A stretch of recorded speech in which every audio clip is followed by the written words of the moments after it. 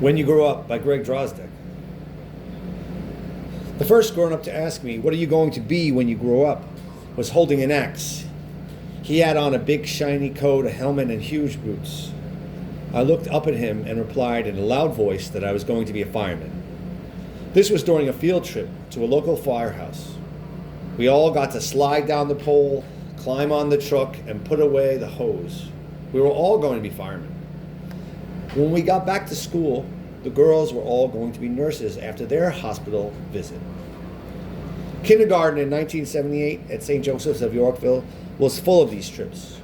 We'd go to the post office, the police station, the bakery, and the hospital.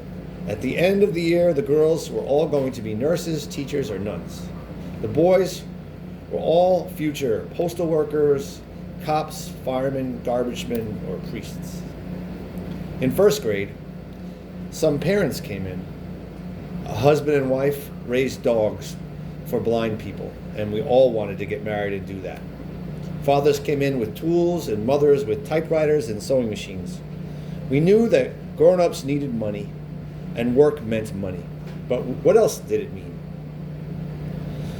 Was there work only you could do? If so, did it pay well?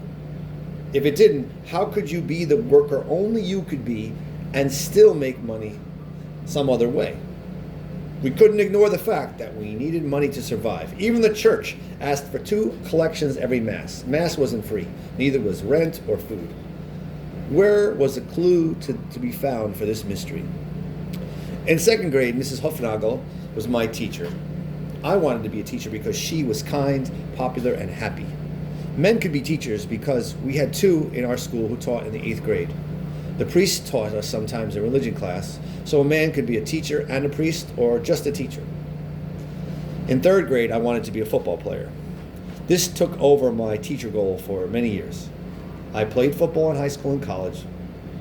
And then, when I came back to the city in 1995, I started teaching English at LaSalle Academy for Boys, a Catholic high school in the Lower East Side.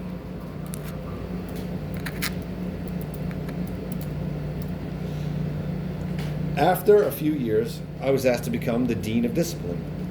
This meant giving up teaching for a while. I broke up fights and mediated disputes. I held detention and counseled the boys on finding work and getting into college.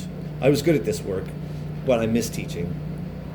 I enjoyed this for a few years and then left to start my own after-school program. We served immigrant children and families every day for free. I taught martial arts to kids and English to their parents. They came to us for homework help, art, chess, and summer camp. I ran the Stan Street Settlement from 1998 to 2008.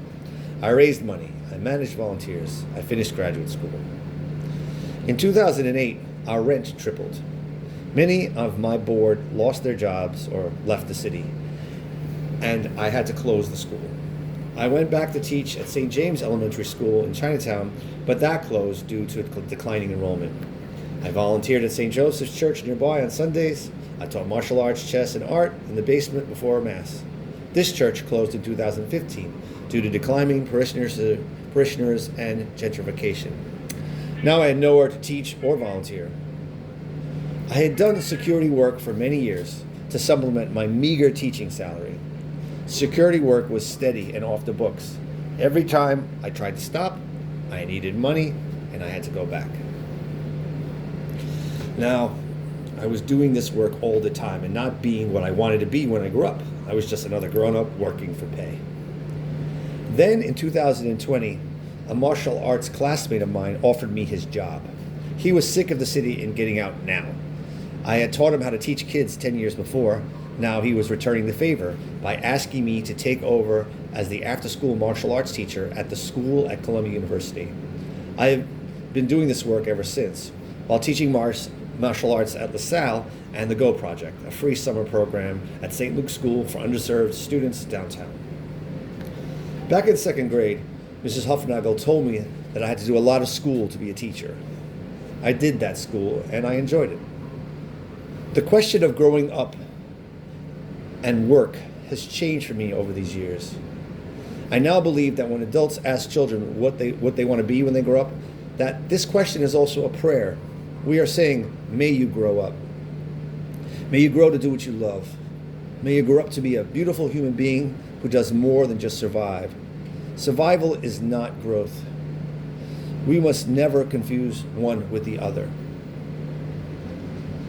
This has led me to see that school is not a place. It's an idea. When we think of school as a place, behind that place, the idea is at work. What makes school an idea and not a place? I think it has to do with the difference between information and knowledge. Information is useful facts about the world, but knowledge is some idea regarding how and why to put information to work. Knowledge is for the world. Knowledge engages with, interacts with, and clarifies our relationship to the world. We use knowledge to make the world better and ourselves better. So to go back to place, is school is a place, and it is so as a gateway to knowledge. It's a school. But if it is merely a place where people congregate for information, it's a place called school without the idea of school at work. If we join and resonate with others, and the world is just a name for others, then we're always at school.